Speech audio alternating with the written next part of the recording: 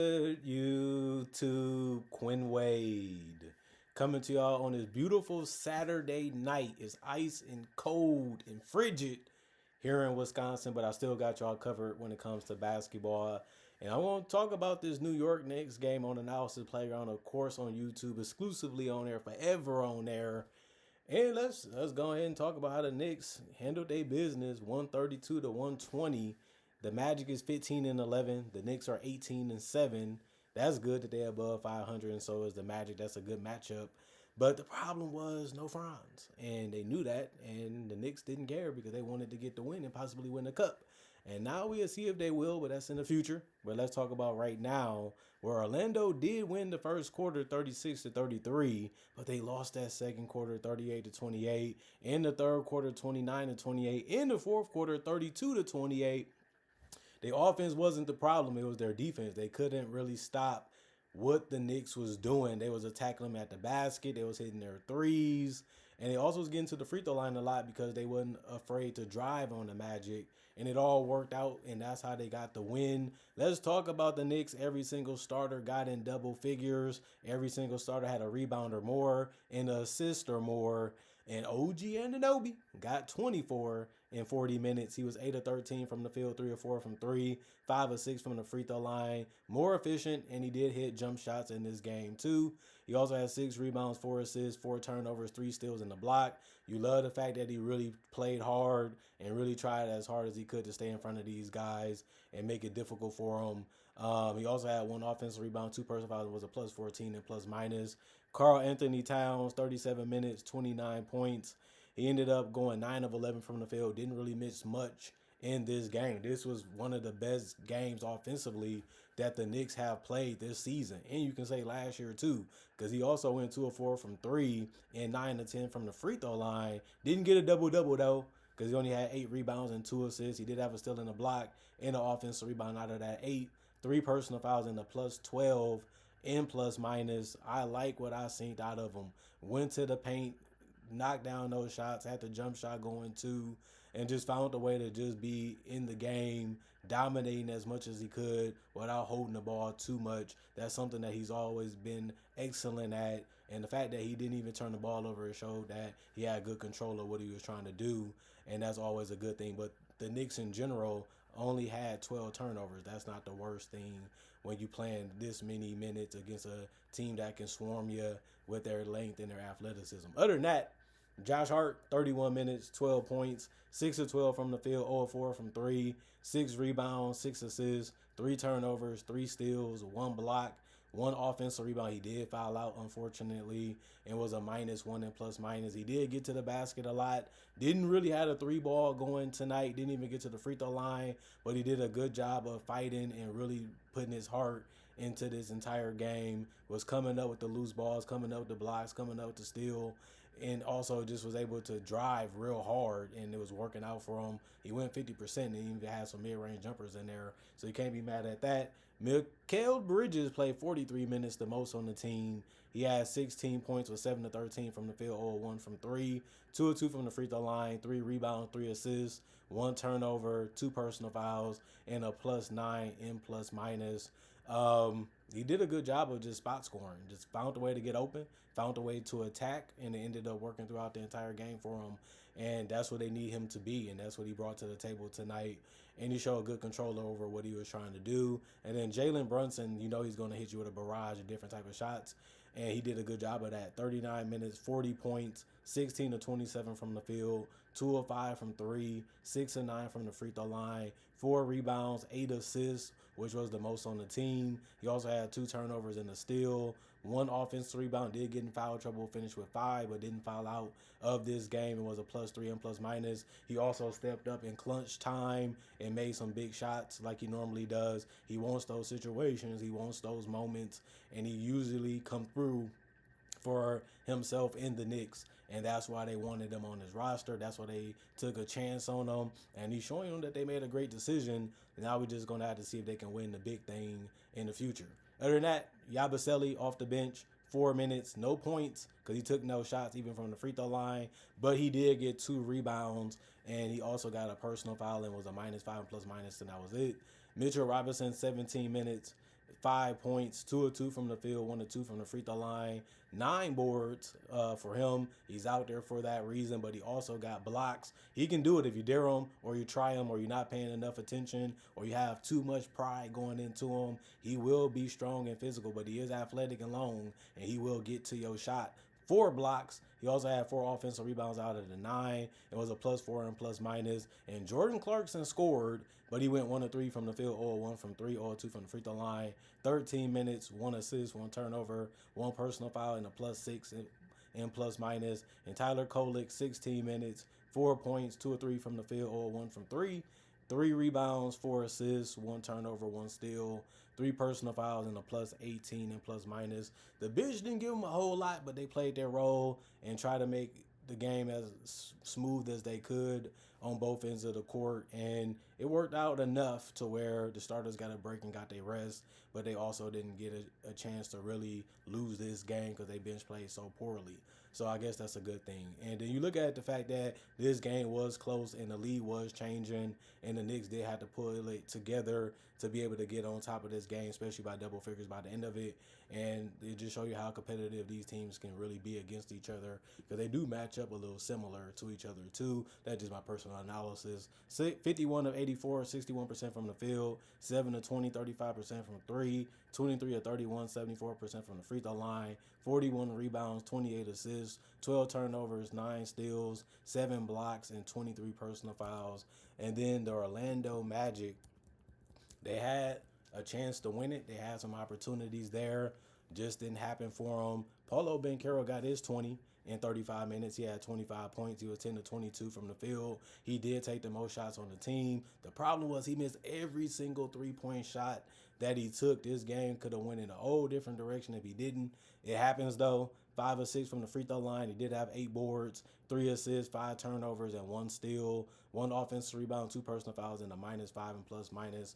For him, turnovers hurt when you're missing shots and then you turning the ball over, giving more advantages to the team you're going against and more chances for them to score.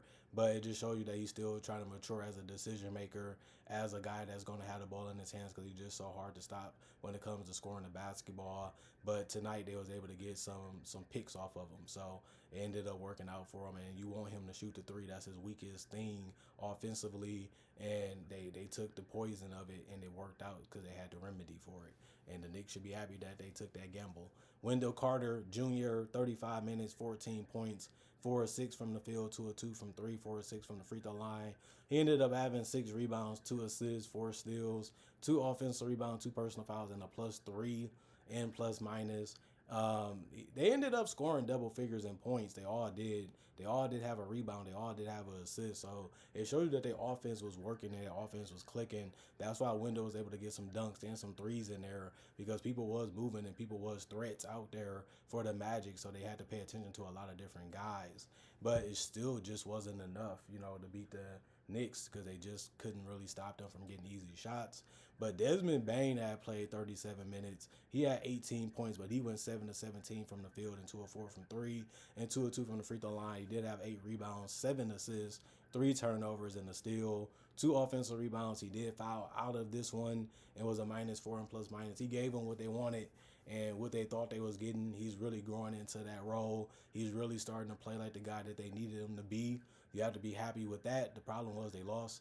And then Jalen Suggs, he did have some frustrations in this one, but he did play 29 minutes, had the most points on the team with 26. He also shot 10 to 16 from the field, whether it was getting to the basket in the mid-range shot or going 2 of 8 from 3 or 4 of 6 from the free throw line. He was getting buckets for him. He also had 2 rebounds, 7 assists, and he did have 2 turnovers. That's not that bad. And he also had 2 personal fouls. It was a +8 and plus minus. And then you look at Anthony Black using that size and that mobility, but it didn't work as well as it did against other teams. And this one, he had played 37 minutes, had 12 points. He was 5 of 15 from the field, 1 of 6 from 3, 1 of 3 from the free throw line, 8 rebounds, 4 assists, 4 turnovers, 1 steal, 2 blocks, and 3 personal fouls, and a -3 and plus minus. Good game. He did what he could, man. He just couldn't make enough shots from the perimeter, and he also, missed some chippy ones too. It happens, man. Defense is supposed to make you uncomfortable. They're supposed to make it tough. They're supposed to make it hard and difficult. and he just didn't have it going efficiency wise in this one. He needed to make a lot more shots if they wanted to stay competitive enough to be able to come out on top with the win. Jonathan Isaac got, easy baskets. 2 of 5 from the field, 1 of 2 from three in 10 minutes, 5 points, 4 rebounds. That was good. Well, 4 offensive, they all was, by the way. One personal foul in the -6 and plus minus. Tristan Da Silva, 12 minutes, 0 of 5 from the field, 0 of 4 from three. 1 rebound, one personal foul in the -17 in plus minus. Tristan Da Silva, man, they needed way more out of him. He can't go scoreless in a game where that meant so much to them. They played hard. They showed that they really wanted to win it. But, you got to make shots if you're Tristan Da Silva. That's what you're out there for, besides just staying, a threat out there as a scorer. And then Goga Batadze, 13 minutes. He went scoreless too, but he did have 3 rebounds and 1 assist and a block and a steal. 1 offensive rebound, 2 personal fouls, and a -15 in plus minus. And then Tyus Jones played 10 minutes. He made a 3, but he went 1 of 2 from the field because they all was threes that he took. And he also had 1 assist with no turnovers and a -10 and plus minus. Jet Howard, 15 minutes, 8 points, 3 of 5 from the field, 2 of 4 from three, 2 rebounds, 1 assist, 1 steal, and then 1 offensive rebound, 5 personal fouls, and a -9 and plus minus. And then Jace Richardson, 8 minutes. He was the only guy to not get in double figures in minutes off the bench. He finished with 9 points, 3 of 4 from the field, 2 of 3 from the 3-point line, 1 of 2 from the free throw line, 1 rebound, 2 assists, 1 offensive rebound, -2 and plus minus. He was one of the ones that came through. They threw him out there to make plays. He was able to do that as a combo guard.